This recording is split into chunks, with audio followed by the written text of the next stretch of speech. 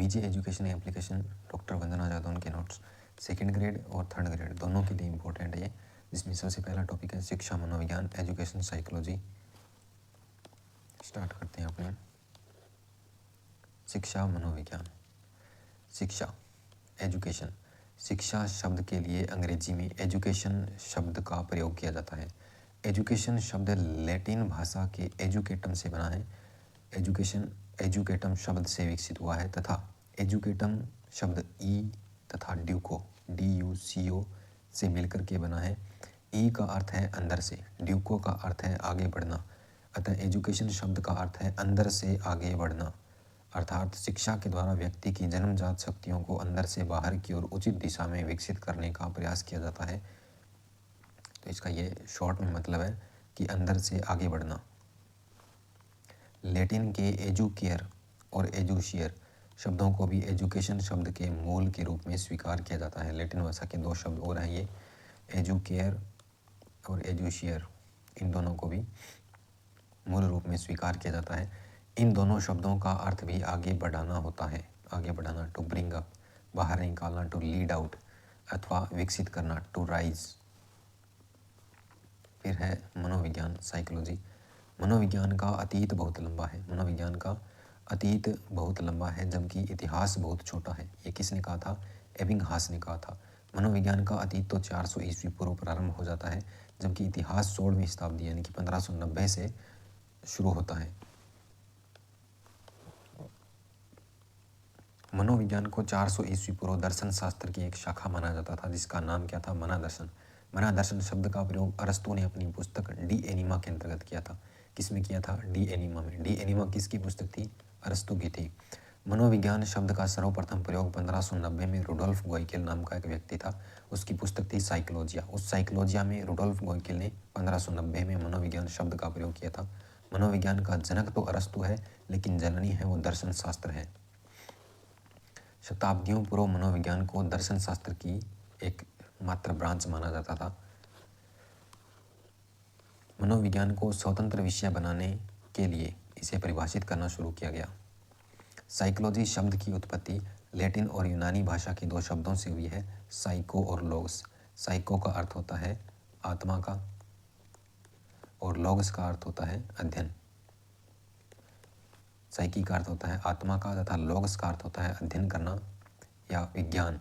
इसी शाब्दिक अर्थ के अनुसार प्लेटो ने और अरस्तु, डेकार्टे आदि के द्वारा मनोविज्ञान को आत्मा का विज्ञान माना गया। आत्मा का विज्ञान 16वीं शताब्दी, अभी 16वीं शताब्दी सबसे पहले मानेंगे आत्मा, आत्मा का विज्ञान। कौन कौन? प्लेटो, अरस्तु, डेकार्टे आदि के द्वारा मनोविज्ञान को आत्मा का विज्ञान कहा गया।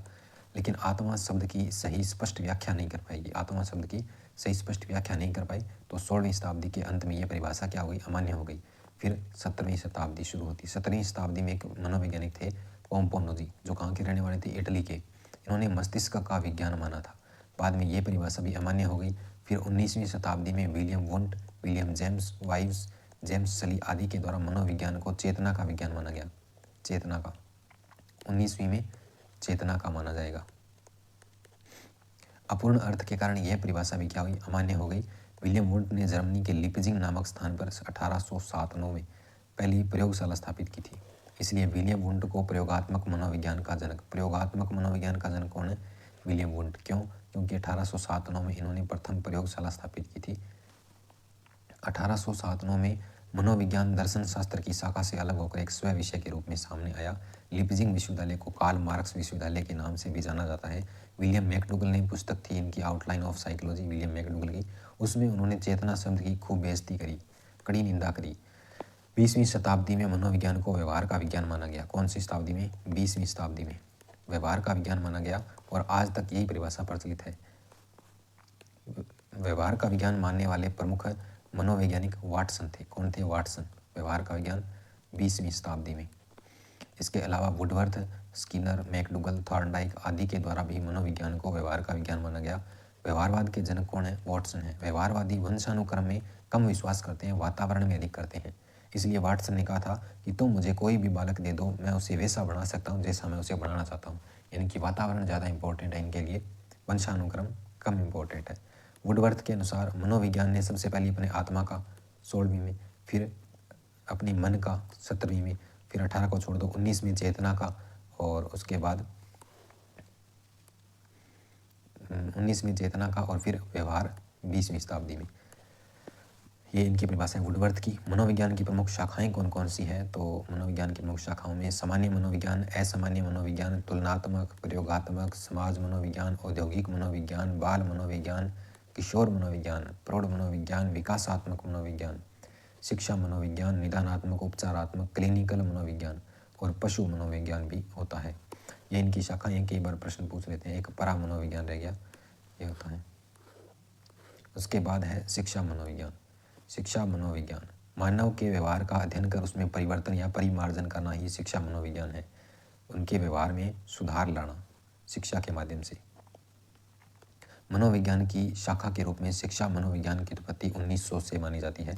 बाद में थॉर्नडाइक, जड़, टर्मन आदि के प्रयासों से 1920 में शिक्षा मनोविज्ञान को स्पष्ट स्वरूप प्राप्त हुआ। थॉर्नडाइक को प्रथम शैक्षिक मनोवैज्ञानिक माना जाता है। थॉर्नडाइक को पहला शैक्षिक मनोवैज्ञानिक पूछा जाए तो थॉर्नडाइक होगा उत्तर। निम्नलिखित में से नहीं, शिक्षा में मनोवैज्ञानिक दृष्टिकोण का सूत्रपात रूसो ने किया है। शिक्षा में मनोवैज्ञानिक दृष्टिकोण का सूत्रपात रूसो ने किया है। रूसो के अनुसार बालक एक पुस्तक के समान है जिसका अध्ययन प्रत्येक अध्यापक को करना चाहिए। बालक एक पुस्तक के समान है, ये बात किसने कही है? रूसो ने कही है। शिक्षा मनोविज्ञान की परिभाषाएं। सबसे पहली परिभाषा है क्रो एंड क्रो की। शिक्षा मनोविज्ञान व्यक्ति के जन्म से लेकर वृद्धावस्था तक सीखने वाले अनुभवों का वर्णन एवं व्याख्या करती है। इसने क्या कहा? कहाँ से कहाँ तक? जन्म से वृद्धावस्था तक सीखने के अनुभव। स्किनर ने कहा है शिक्षा मनोविज्ञान वह शाखा है जो मानवीय व्यवहार का शैक्षिक परिस्थितियों में अध्ययन करता है। यानी कि जो शिक्षण परिस्थितियाँ ना, उनमें मानव के व्यवहार का अध्ययन करना ही शिक्षा मनोविज्ञान है। शिक्षा मनोविज्ञान सीखने और सिखाने की प्रक्रिया का अध्ययन करता है। शिक्षा मनोविज्ञान शिक्षकों की तैयारी की आधारशिला है। ये किसकी थी? स्किनर की थी। उसके बाद पील ने कहा था, पील ने एकदम सिंपल सी परिभाषा दी है, शिक्षा मनोविज्ञान शिक्षा का विज्ञान है बस। जेम्स ड्रेवर, शिक्षा मनोविज्ञान मनोविज्ञान की वह शाखा है जो शिक्षा में मनोवैज्ञानिक सिद्धांतों व खोजों के साथ प्रयोग के साथ ही शिक्षा की समस्याओं के वैज्ञानिक अध्ययन से संबंधित है। पील, उसके बाद जेम्स ड्रेवर। फिर मनोविज्ञान के संप्रदाय कौन कौन से हैं? सबसे पहला है संरचनावाद। प्रवर्तक हैं विलियम वुंट और उसके शिष्य टिचनर। संरचनावाद विलियम वुंट और उसके शिष्य टिचनर। यह मनोविज्ञान का सबसे पहला और पुराना संप्रदाय है। संरचना पुरानी है और फिर भी टिच है, एकदम तैयार है। वुंट की संरचना एकदम टिच है, इस तरीके से याद कर सकते हो आप। वुंट की संरचना एकदम टिच है। वुंट की संरचना एकदम टिच है। तो वुंट से विलियम वुंट, टिच से टिचनर, संरचना से संरचनावाद, और ये पुराना है तो पुरातन संप्रदाय। संरचनावाद के अनुसार मनोविज्ञान चेतन अनुभूतियों के अध्ययन का विज्ञान था, जिसे संवेदना, ध्यान, प्रतिमा। चेतन अनुभूतियों का अध्ययन करने के लिए संरचनावाद ने अंतर्दर्शन या अंतर्निरीक्षा पद्धति अपनाकर मस्तिष्क की व्यवस्थित संरचना के अध्ययन पर बल दिया। कार्यात्मकवाद या प्रकार्यात्मकवाद, कार्यात्मकवाद या प्रकार्यात्मकवाद, जिसके हैं प्रवर्तक विलियम जेम्स, विकास किया था जॉन डीवी, जेम्स एंजल और केटल। इन्होंने यह संप्रदाय केवल चेतना के विश्लेषण पर जोर न देकर यह भी देखता है कि चेतना व्यक्ति को समाज में समायोजन करने में किस ढंग से मदद करती है। यह संप्रदाय मुख्य रूप से दो प्रश्नों के उत्तर ढूंढने का प्रयास करता है: व्यक्ति क्या करते हैं, व्यक्ति क्यों कोई व्यवहार करते हैं। यह संप्रदाय चेतना के कार्यों पर बल देता है। व्यवहारवाद बिहेवियरिज्म, प्रवर्तक हैं वॉटसन, अन्य हैं स्किनर, पावलोव, हल, गुथरी, टोलमेन। यह संप्रदाय संरचनावाद के विरोध में आया है। इसके अनुसार मनोविज्ञान व्यवहार का विज्ञान है, ना कि चेतना का। व्यवहारवादी आनुवंशिक लक्षणों को गौण और वातावरण को ज़्यादा स्थान देते हैं। यह मनोविज्ञान को विज्ञान का दर्जा दिलाने वाला संप्रदाय है। इसके अनुसार प्रत्येक प्रकार का व्यवहार सीखा जा सकता है। सभी व्यवहार वातावरण में किसी न किसी उद्दीपक की अनुक्रिया होते हैं। व्यवहारवाद के अनुसार मनोविज्ञान व्यवहार का शुद्ध विज्ञान है। शिक्षा के क्षेत्र में व्यवहारवादियों का सबसे बड़ा योगदान तथ्यात्मकता एवं वस्तुनिष्ठता है। पुस्तक है इनकी psychology from the stand point of behaviourist और बिहेवियरिज्म, ये वाटसन की पुस्तकें हैं। उसके बाद गेस्टाल्टवाद, गेस्टलिज्म प्रवर्तक हैं मैक्स वर्दीमर, वर्दी में आए केथरी, कोहलर, कोफ्ता, कार्टलेविन तीनों। गेस्टाल्टवाद के अनुसार मनोविज्ञान व्यवहार एवं चेतना दोनों के अध्ययन का विज्ञान है। यह संपूर्णता के अध्ययन पर बल देता है, अर्थात पूर्ण से अंश पर बल देता है। फिर आता है मानवतावादी संप्रदाय, अब्राहम मेस्लो मानवतावादी सहयोगी थे कॉल रोजर्स। अब्राहम मेस्लो को आशावाद, मानवता का जनक माना जाता है। यह संप्रदाय संरचना, चेतना के कार्यों, व्यवहार, पूर्णता, इन सब पर अध्ययन करने के स्थान पर मानव की आवश्यकताओं का अध्ययन करने पर बल देता है। इन्होंने आवश्यकता, पदानुक्रमिक सिद्धांत, मांग का सिद्धांत दिया। मनोविश्लेषणवाद के प्रवर्तक हैं सिगमंड फ्राइड, अचेतन मन के अध्ययन पर विशेष बल दिया। फिर हैं प्रेरकीय संप्रदाय, विलियम मैकडूगल हैं जिनके प्रवर्तक मूल प्रवृत्तियों पर विशेष बल दिया है इन्होंने। शिक्षण अधिगम प्रक्रिया, टीचिंग लर्निंग प्रोसेस, शिक्षण का सामान्य अर्थ बालक को शिक्षक के द्वारा विभिन्न विषयों का ज्ञान प्रदान करना ही समझा जाता है। साथ ही शिक्षण की प्रक्रिया अधिगम के बिना पूरी नहीं होती, अर्थात शिक्षण और अधिगम में गहरा संबंध होता है। शिक्षण का संकुचित अर्थ क्या है? नैरो मीनिंग ऑफ टीचिंग, औपचारिक शिक्षा प्रणाली के रूप में शिक्षण के संकुचित अर्थ में लिया जा सकता है, जिसमें निश्चित समय में निश्चित विधियां एवं निश्चित स्थान पर पूर्व नियोजित ढंग से शिक्षण दिया जाता है। इस प्रक्रिया में शिक्षक का स्थान प्रमुख तथा बालक का स्थान गौण हो जाता है। शिक्षण का व्यापक अर्थ क्या है? बॉर्डर मीनिंग ऑफ टीचिंग, शिक्षण के व्यापक अर्थ में औपचारिक और अनौपचारिक दोनों साधनों का प्रयोग शामिल है। औपचारिक शिक्षा का मुख्य साधन है विद्यालय, औपचारिक शिक्षा जहाँ पर शिक्षक बालक को शिक्षा देगा, और अनौपचारिक शिक्षा में सहायता करने वाला कोई नहीं होता, सिर्फ किताबें होती है। स्वयं पाठी नॉन कॉलेज वाले होते हैं, उनको आप अनौपचारिक शिक्षा बोल सकते हैं। पुस्तकालय में पढ़ने वालों को अनौपचारिक शिक्षा बोल सकते हैं, और परिवार में जो शिक्षा दी जाती है उसे अनौपचारिक बोल सकते हैं। माता की महत्वपूर्ण भूमिका होती है इसमें। फ्रोबेल के अनुसार माताएं आदर्श अध्यापिकाएं हैं तथा परिवार द्वारा दी जाने वाली अनौपचारिक शिक्षा प्रभावशाली एवं स्वाभाविक है। शिक्षण की द्विमुखी प्रक्रिया, एडम्स महोदय ने शिक्षा को द्विमुखी माना है। किसने? एडम्स ने शिक्षा को द्विमुखी माना है, जिसमें शिक्षक और शिक्षार्थी दो ही व्यक्ति सम्मिलित होते हैं। शिक्षण की त्रिमुखी प्रक्रिया कौन सी? त्रिमुखी, tripolar process of teaching. John Dewey और रायबर्न के अनुसार शिक्षा की प्रक्रिया त्रिमुखी है। शिक्षक के मध्य शिक्षक और शिक्षार्थी के बीच अंतःक्रिया होती है, अतः यह अंतःक्रिया किसी न किसी पाठ्यक्रम पर आधारित होती है। अतः शिक्षण प्रक्रिया के 3 अंग महत्वपूर्ण होते हैं, एक तो शिक्षक, शिक्षार्थी और तीसरा पाठ्यक्रम। शिक्षण प्रदान करने की महत्वपूर्ण धुरी कौन होता है? शिक्षक होता है। शिक्षक के संबंध में पूर्व में यह धारणा भी कि एक सफल शिक्षक के लिए भविष्य के विषय का ज्ञान होना, अपने विषय का ज्ञान होना काफ़ी है, किंतु आज बाल केंद्रित शिक्षा में एक सफल शिक्षक के लिए उसके विषय का समुचित ज्ञान, शिक्षार्थी का ज्ञान, शिक्षण विधियों का ज्ञान, शिक्षा के विभिन्न उद्देश्यों का ज्ञान आवश्यक है, और इस प्रकार के ज्ञान में मनोविज्ञान का विशेष महत्व है। फ्रोबेल ने अपनी शिक्षा प्रणाली में शिक्षकों को बालोद्यान का कुशल माली भी कहा है। कोलसेनिक के अनुसार शिक्षा मनोविज्ञान शिक्षक विशेष को यह निर्णय करने में सहायता दे सकता है कि विशिष्ट परिस्थितियों में अपनी विशिष्ट समस्याओं का समाधान किस प्रकार करे। रविंद्रनाथ टैगोर के अनुसार एक अच्छा शिक्षक अध्यापन तभी करवा सकता है जब वह स्वयं अध्ययनशील रहता है, स्वयं पढ़ता रहता है, कुछ न कुछ ज्ञान ग्रहण करता है। एक जलता हुआ दीपक दूसरे दीपक को प्रज्वलित कर सकता है।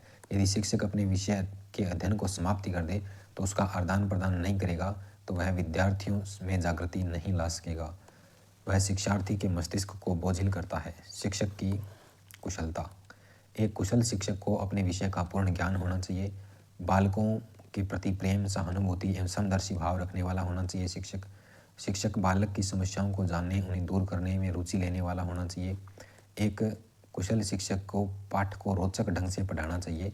शिक्षक को चरित्रवान भी होना चाहिए।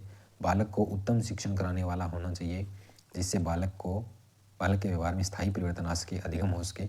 उत्तम शिक्षण वह होता है जो जीवन उपयोगी हो तथा जिसमें शिक्षक व छात्र दोनों की सक्रिय भूमिका हो। शिक्षक भी क्या हो? सक्रिय हो, और छात्र भी सक्रिय हो।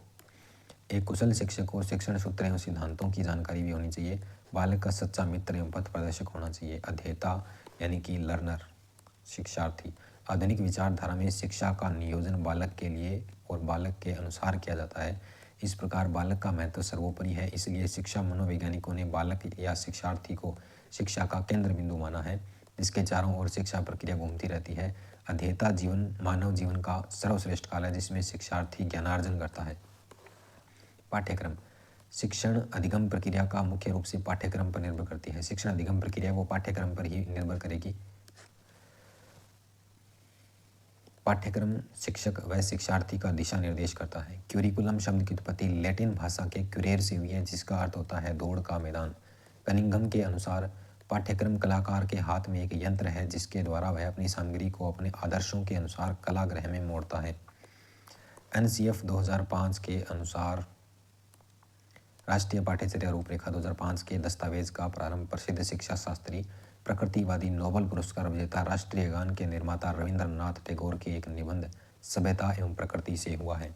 NCF 2005 की रूपरेखा में प्रोफेसर यशपाल के नेतृत्व में तैयार की गई NCF 2005 का मुख्य नारा था बिना बोझ के सीखना, लर्निंग विदाउट बर्डन। शिक्षण की परिभाषाएं। B. O. स्मिथ के अनुसार शिक्षण क्रियाओं की एक ऐसी विधि है जो सीखने की उत्सुकता जागृत करती है। शिक्षक उद्देश्य केंद्रित क्रिया है। हैंडबुक ऑफ रिसर्च टीचिंग के अनुसार शिक्षण एक प्रकार का अंतर्व्यक्तिक प्रभाव है जो दूसरे व्यक्ति के व्यवहार को परिवर्तित करने के उद्देश्य से किया जाता है। बर्ट के अनुसार शिक्षण अधिगम हेतु प्रेरणा, पथ प्रदर्शक और प्रोत्साहन है। थाइन के अनुसार अधिगम में वृद्धि करना ही शिक्षण है। हम्फ एवं डंकन के अनुसार शिक्षण 4 चरणों वाली प्रक्रिया किसने कहे हैं? हम्फ एवं डंकन ने कहा है। योजना, निर्देशन, मापन, मूल्यांकन 4। आई के डेविस के अनुसार शिक्षण की 4 अवस्थाएं हैं। नियोजन, व्यवस्था, अग्रसरण, नियंत्रण 4 हैं। रॉबर्ट गेने के अनुसार शिक्षण का तात्पर्य अधिगम की दशा को व्यवस्थित करना, जो कि अधिगमकर्ता की बाह्यता से संबंधित है। शिक्षण एक अंतःक्रिया है। शिक्षण एक सामाजिक प्रक्रिया है। शिक्षण एक उद्देश्यपूर्ण प्रक्रिया है, विकासात्मक प्रक्रिया है। शिक्षण कला और विज्ञान दोनों है। शिक्षण आमने सामने वाली प्रक्रिया है। शिक्षण एक उपचार विधि है। शिक्षण निर्देशन की प्रक्रिया है। शिक्षण एक औपचारिक और अनौपचारिक प्रक्रिया है, दोनों होती है। शिक्षण एक कौशलपूर्ण प्रक्रिया है, इसके लिए कौशल चाहिए। शिक्षण का कार्य ज्ञान में विकास करना है। शिक्षण वातावरण में समायोजित होने की योग्यता भी उत्पन्न करता है। शिक्षण पथ प्रदर्शन है। शिक्षण एक प्रेरणा भी है। यह एक तार्किक क्रिया है। शिक्षण एक त्रिमुखी प्रक्रिया है। शिक्षण का मापन किया जा सकता है। शिक्षण छात्र अध्यापक के मध्य स्वस्थ एवं मधुर संबंध स्थापित करता है। किसी भी प्रकार की शिक्षा का मुख्य उद्देश्य अधिगम को प्रभावित करना होता है। दूसरे शब्दों में, जहाँ शिक्षण दिया जाता है वहाँ अधिगम क्रियाएं अवश्य होती है। अतः आधुनिक शिक्षाविदों ने शिक्षण एवं अधिगम को एक ही संप्रत्यय स्वीकार किया है। शिक्षण अधिगम प्रक्रिया को प्रभावित करने वाले कारक कौन कौन से हैं? एक तो शिक्षण के उद्देश्य हैं, वो शिक्षण अधिगम प्रक्रिया को प्रभावित करेंगे। एक कक्षा कक्ष की संवेगात्मक स्थिति प्रभावित करेगी। कक्षा कक्ष का मनोवैज्ञानिक वातावरण प्रभावित करेगा अधिगम प्रक्रिया को। भौतिक संसाधन एवं शिक्षण सामग्री भी प्रभावित करेगी। शिक्षण एवं शिक्षक का व्यक्तित्व एवं कुशलता है वो भी प्रभावित करेगा। विद्यालय की प्रभावशीलता है वो भी प्रभावित करेगा। शिक्षण सूत्र। Teaching Maximus. ज्ञात से अज्ञात की ओर। पहले कुछ जो चीज़ें जानता है बच्चा वो बताओ, फिर वो जो नहीं जानता है वो चीज़ें बतानी है। सरल से जटिल की ओर। पहले सरल बातें बताओ ताकि बच्चा क्लास में अट्रैक्टिव हो जाए उसके प्रति, क्लास के प्रति। फिर उसको जटिल चीज़ें बताओ। विशिष्ट से सामान्य की ओर। पहले विशिष्ट बातें बताओ, फिर उसे सामान्य की जानकारी दो। विशिष्ट बात बता करके उसका ध्यान उस क्लास की ओर खींचो या उस जो अधिगम करवाना है उसकी तरफ खींचो, फिर सामान्य बातें बताओ। पूर्ण से अंश की ओर। पहले मोटा मोटा बता दो, मोटी मोटी रूपरेखा, फिर उसके छोटे छोटे टुकड़ों में आगे पूर्ण गहन अध्ययन करवाया जाए। विश्लेषण से संश्लेषण की ओर। पहले उस चीज़ को तोड़ो, फिर उसको जोड़ करके, कोई भी विषय पहले उसको तोड़ करके पढ़ाओ और फिर उसे जोड़ो। आगमन से निगमन की ओर। अनिश्चित से निश्चित की ओर। मूर्त से अमूर्त की ओर। पहले जो चीज़ें सामने है ना उनके बारे में बताओ मूर्त, और फिर अमूर्त कल्पना में। अनुभव से विवेक की ओर। मनोविज्ञान से तर्क की ओर। शिक्षण के सिद्धांत हैं उद्देश्य निर्धारण का सिद्धांत, उपयोगी विषय वस्तु के चयन का सिद्धांत, नियोजन का सिद्धांत, रुचि का सिद्धांत और प्रेरणा का सिद्धांत। क्रियाशीलता का सिद्धांत, क्रमबद्धता का सिद्धांत, बाल केंद्रितता का सिद्धांत, उपयोगिता का सिद्धांत, अभ्यास का सिद्धांत, व्यक्तिगत विभिन्नता का सिद्धांत, जीवन से संबंध स्थापित करके पढ़ाने का सिद्धांत। शिक्षण के भेद। शिक्षण के 3 भेद होते हैं, एक तंत्रात्मक शिक्षण, लोकतंत्रात्मक शिक्षण और हस्तक्षेप रहित शिक्षण। एक तंत्रात्मक, ये एक पुरानी पद्धति है, परंपरागत शिक्षण। इसमें शिक्षक होता है ना, वो सर्वेसर्वा होता है, वो कुछ भी कर सकता है। बालकों को प्रश्न पूछने की स्वतंत्रता तक नहीं होती। लोकतंत्रात्मक शिक्षण में क्या होता है, आधुनिक शिक्षण है, ये बाल केंद्रित शिक्षण है। छात्र और शिक्षक दोनों सक्रिय भूमिका और बालकों को प्रश्न पूछने की पूर्ण स्वतंत्रता होती है। हस्तक्षेप रहित शिक्षण, विदाउट इंटरफेरेंस टीचिंग। बालक सर्वेसर्वा, स्वाध्याय की पद्धति पर आधारित दूरस्थ शिक्षण प्रणाली है ये। शिक्षण के चर। शिक्षण के चर से तात्पर्य शिक्षण को संचालित या प्रभावित करने वाले तत्वों से है। एक तो स्वतंत्र चर, एक आश्रित चर और एक मध्यस्थ चर। आश्रित चर है वो तो होता है स्टूडेंट, स्वतंत्र चर होता है शिक्षक और मध्यस्थ होता है उनका पाठ्यक्रम। चरों के कार्य। निदानात्मक कार्य शिक्षण के प्रारंभ में प्रयोग किया जाता है। इसमें समस्या के कारणों को जानकर उसी के अनुरूप शिक्षण योजना बनाई जाती है। उपचारात्मक कार्य है दूसरा उपचारात्मक, तीसरा मूल्यांकन। यह शिक्षण के दौरान किया जाता है। इसमें समस्या के कारणों को दूर करके समस्या का समाधान किया जाता है। मूल्यांकन कार्य, यह शिक्षण के अंत में प्रयोग किया जाता है। इसमें समस्या का समाधान हुआ या नहीं इसका आंकलन किया जाता है। शिक्षण अधिगम प्रक्रिया में शिक्षा मनोविज्ञान का महत्व। शिक्षण अधिगम प्रक्रिया में मनोविज्ञान का महत्व। शिक्षण उद्देश्यों की प्राप्ति में सहायक। शिक्षण उद्देश्यों का निर्धारण तो शिक्षा दर्शन की सहायता से किया जाता है। मनोविज्ञान यह जानने का प्रयास करता है कि उद्देश्यों की प्राप्ति हुई या नहीं हुई, विद्यार्थियों के व्यवहार में परिवर्तन हुआ या नहीं हुआ। पाठ्यक्रम के निर्माण में सहायक है शिक्षण अधिगम प्रक्रिया में मनोविज्ञान का महत्व। पाठ्यक्रम के निर्माण में सहायक है मनोविज्ञान। प्राचीन समय में पाठ्यक्रम कठोर हुआ करता था, लेकिन आज की शिक्षा में मनोविज्ञान के समावेश के कारण ही पाठ्यक्रम लचीला हुआ है, जिसमें आवश्यकता अनुसार संशोधन भी किया जा सकता है। समय सारणी के निर्माण में सहायक। प्राचीन समय में समय सारणी का निर्माण नहीं किया जाता था, लेकिन आज शिक्षा में मनोविज्ञान के समावेश के कारण समय सारणी को ध्यान में रखा जाता है। कठिन विषयों को पहला व दूसरा घंटा या दूसरा कालांश दिया जाता है। मध्यावकाश के बाद वाला कालांश भी दिया जाता है। जो मध्यावकाश के बाद पहला घंटा लगता है वो भी बच्चों को दिया जाता है। बाकी कालांश सरल विषयों के होते हैं, क्योंकि इनमें बच्चों का माइंड फ्रेश हुआ होता है, रिफ्रेश हो जाता है और ठीक समझ आता है, तो कठिन विषय इसमें दिए जाते हैं। पाठ्य सहगामी क्रियाओं पर विशेष बल।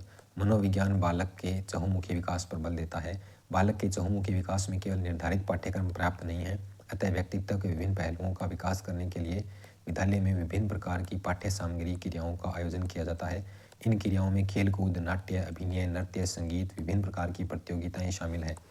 विद्यालय वातावरण को उपयुक्त बनाने में सहायक। शिक्षा मनोविज्ञान यह बतलाता है कि शिक्षण अधिगम प्रक्रिया में उपयुक्त वातावरण अत्यंत आवश्यक होता है।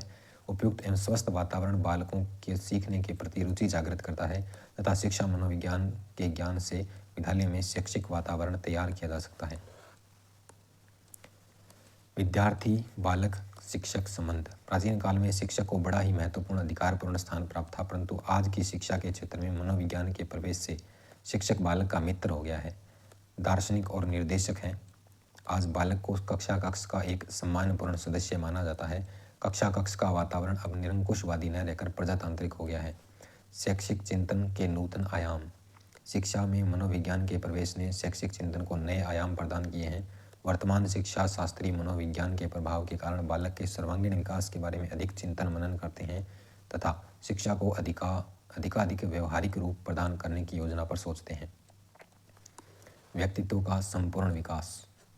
अनेक मनोवैज्ञानिक विधियों से बालक की अंतर्निहित शक्तियों क्षमताओं का पता लगाकर उपयुक्त शिक्षा की व्यवस्था कर व्यक्तित्व का संपूर्ण विकास किया जाता है।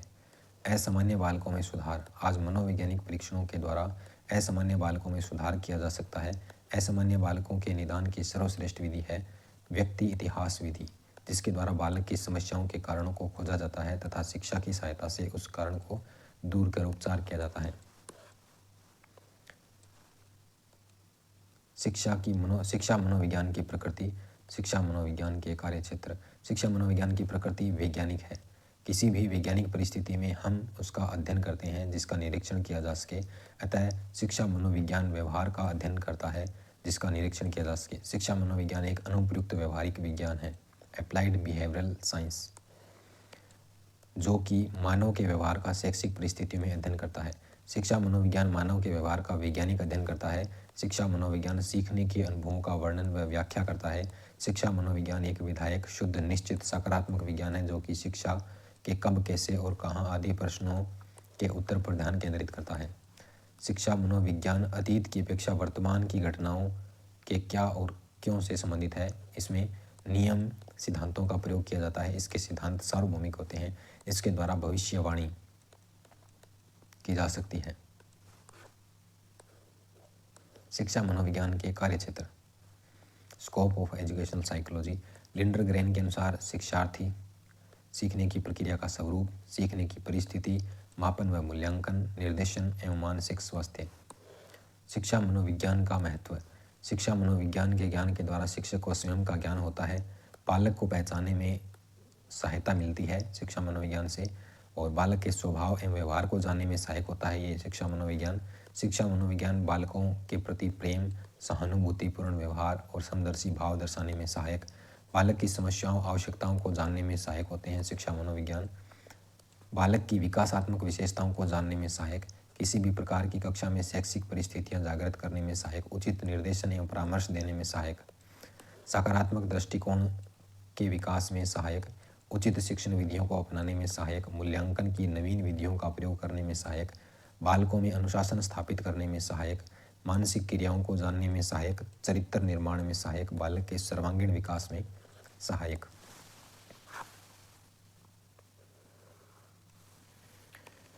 ये पहला था शिक्षा मनोविज्ञान, और नेक्स्ट वीडियो में पढ़ेंगे बाल विकास। प्रश्न लास्ट में एक साथ करवा देंगे सारे आपको।